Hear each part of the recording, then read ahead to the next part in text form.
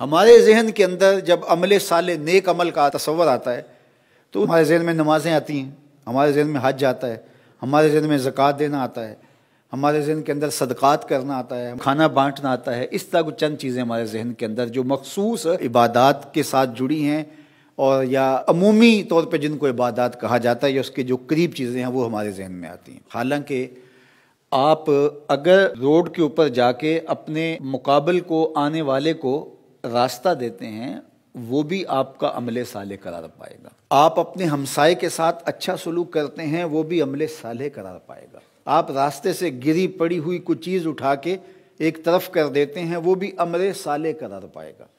आप किसी को मुस्करा के मिलते हैं वो भी अमले साले करार पाएगा। ला तहतकिरन्न मिनल मारूफ वलो अन तल्का अखाका बिवजहिन तल्क।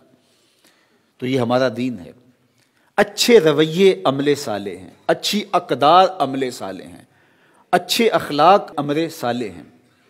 लोगों के साथ ख़यानत न करना, उनके साथ दयानत से पेश आना, ये अमले साले है। कारोबार को इस्लामी उसूलों के तरीक़ों के मुताबिक करना, ये अमले साले है। जो कहा है वही देना, ये अमले साले है और अमले साले है। आप जो है वो अच्छी मुआशरत की तश्कील के लिए जो कर रहे हैं वो अमले साले है। मुदर्रिस जो पढ़ा रहा है वो अमले साले है। शागिर्द जो पढ़ रहा है वो अमले साले है। शागिर्द का वक्त ज़ाया ना हो, उस्ताद का वक्त ज़ाया ना हो।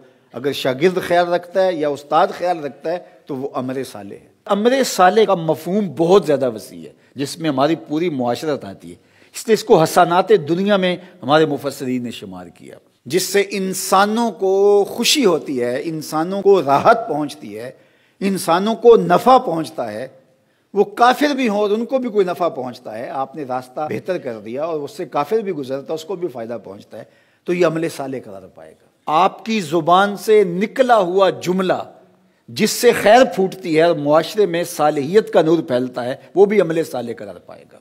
आप अपनी गाड़ी को सही करवाते हैं और उसका धुआं माहौल के अंदर आलूदगी का सबब नहीं बनता तो वो अमले साले के ज़ुमरे में आएगा। और अगर आपकी गाड़ी के धुएं से माहौल में आलूदगी फैलती है तो वो अमले बद के ज़ुमरे में आएगा।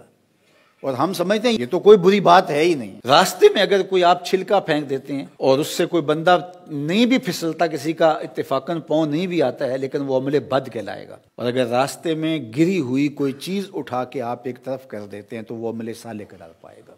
आप बैठते हुए ख्याल करते हैं किसी का तो वो अमले साले करार पाएगा। हमारे दीन की तालीमात देखिए, लहसुन और प्याज खा के मस्जिद में आने से मना किया गया। क्यों? कि लहसुन और प्याज खाने के बाद एक ख़ास किस्म की स्मेल मुंह में पैदा हो जाती है और आप जब मस्जिद में आएंगे तो नमाजी को वो तकलीफ होगी। तो हमारे दीन ने इस तकलीफ से उसको बचाने के लिए इस अमर से मना कर दिया। तो कोई सिगरेट नोशी करे और वो दूसरे को तकलीफ पहुंचे जो सिगरेट नोशी नहीं करता है तो ये किस तरह जायज़ होगा? आला हज़रत इमाम अहले मोहब्बत अलैहि रहमा, उस ज़माने के अंदर ये बिजली तो नहीं हुआ करती थी तो मस्जिदों के अंदर दिए जलाए जाते थे। पुराने लोग जानते होंगे सरसों का तेल डाला जाता था। ये मिट्टी का तेल उन दियों में नहीं डाला जाता चूँकि ये बदबूदार होता है, मस्जिद में जलाए जाते थे। आला हज़रत दिए को जब जलाने के लिए दिया सलाई को रोशन करते तो उस दिए को मस्जिद से बाहर ले जाते और वहाँ दिया सलाई से उसको जलाते और फिर मस्जिद में ला के रखते। किसी ने कहा कि हज़रत ये क्या? फरमाया ये जो दिया सलाई है गंधक है इसके मिसाले के अंदर, और जब इसको जलाया जाता है तो हल्की सी बदबू पैदा होती है। जिस दीन ने मस्जिद में प्याज खाकर आने से मना किया है वो दीन इसको भी गवारा नहीं करता।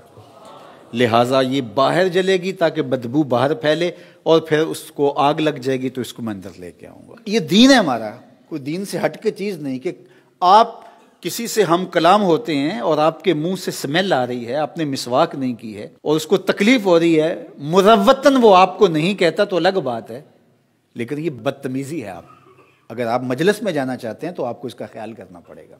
तो ये सिर्फ मैनर्स ही नहीं है, ये हमारा दीन है। हमारे दीन ने हमें ये सिखाया है। ये अमाले सालेहा के ज़ुमरे में चीज़ें आती हैं। तो लोगों का ख्याल रखें, लोगों का लिहाज रखें, लोगों को अजियत न दें, लोगों को तकलीफ न पहुँचाएं।